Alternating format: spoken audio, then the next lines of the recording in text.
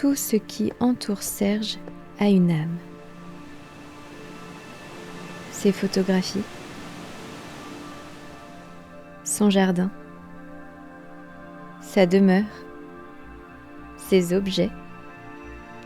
Cette profondeur nous happe et nous emmène ailleurs. Si chacune de ces photos nous raconte une histoire, son atelier nous transporte lui aussi dans un autre univers. Serge raconte le monde avec justesse, précision et intensité.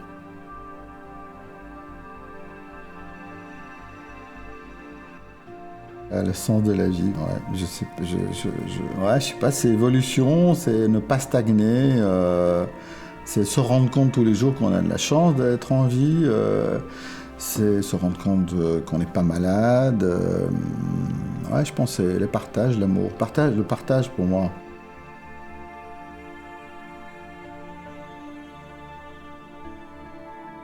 Je suis devenu photographe, j'explique toujours parce que je suis curieux. Et je me suis dit que, en étant curieux, ça me permettait d'explorer plein de domaines. Mais normalement, quand on est photographe dans la vie, on fait qu'un seul truc. On est photographe de mariage, de bagnole, de machin. Moi, j'ai pas fait de mariage, mais j'ai fait beaucoup de voyages, je fais beaucoup de pubs, je fais beaucoup de portraits, je fais des livres, je fais plein de choses.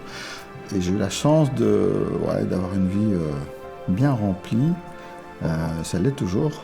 Donc voilà. Pour moi, la vie, c'est ça, c'est vraiment le voyage. C'est de se recentrer aussi sur soi-même. C'est quelque chose que j'essaie plus maintenant parce que j'ai plus de temps. Comme on en a. Ouais, c'est se recentrer sur soi-même, c'est de savoir, c'est de se poser pour savoir justement donner un sens à la vie. Enfin, dans une drôle d'époque, comme on dit, où on vit des choses assez terribles dans ces guerres.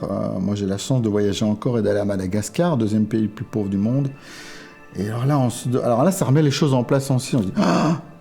Et moi, quand je suis à Sedan, j'entends beaucoup de gens se plaindre. Je dis, attendez, moi, j'ai toujours envie de dire, venez avec moi en Éthiopie, venez avec moi en Inde, venez à Cochin, venez voir à Mumbai, vous allez voir, vous savez plus respirer. Venez voir comment Kinshasa est devenu, et vous allez vous rendre compte qu'on est vachement bien dans les Ardennes. Donc voilà, le sens de la vie, c'est tout ça. C'est se réveiller le matin en se disant, j'ai de la chance.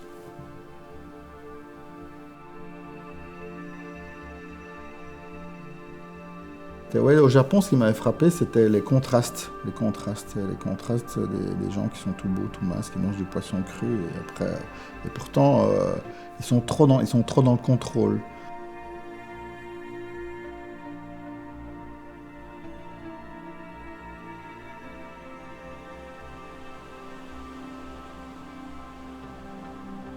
Les jardins japonais, beaucoup de gens adorent ça. Moi, je déteste ça. C'est trop ratissé. Je préfère les Ardennes. Je préfère me balader dans une forêt où il y a des arbres qui sont tombés et avoir des choses imparfaites. Ma philosophie japonaise dont j'ai des bouquins depuis 30 ans, c'est le wabi-sabi et c'est l'art de l'imperfection. Mais dans la déco aussi, chez moi, j'aime les matières, j'aime les choses vivantes. J'aime les choses, j'aime pas j'aime pas le plastique, j'aime une vieille pierre, un morceau de bois, ça c'est une table, c'est une ancienne porte qui vient d'Indonésie, faut la toucher, elle est agréable à toucher.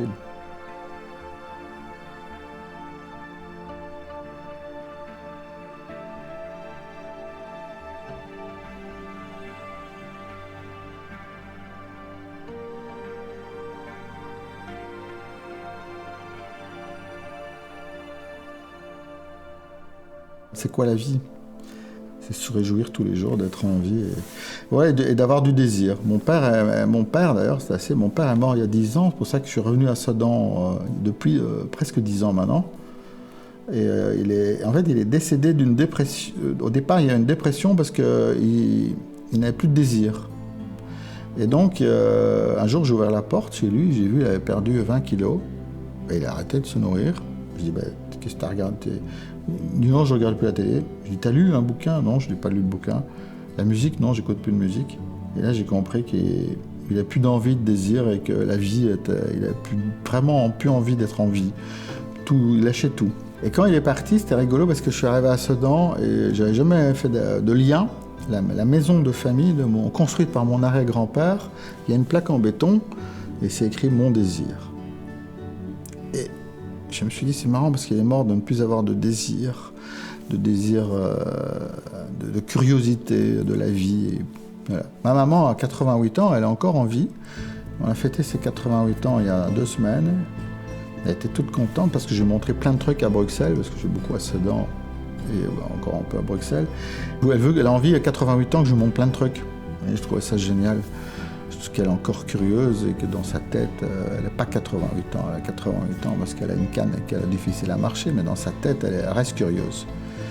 Bon, donc voilà, c'est ça la vie. Et je dis, waouh, je ne sais pas comment on serait à 88 ans, mais en tout cas, c'est un exemple pour moi d'avoir quelqu'un qui a encore envie d'apprendre et d'être curieux de lieux, de plein de choses.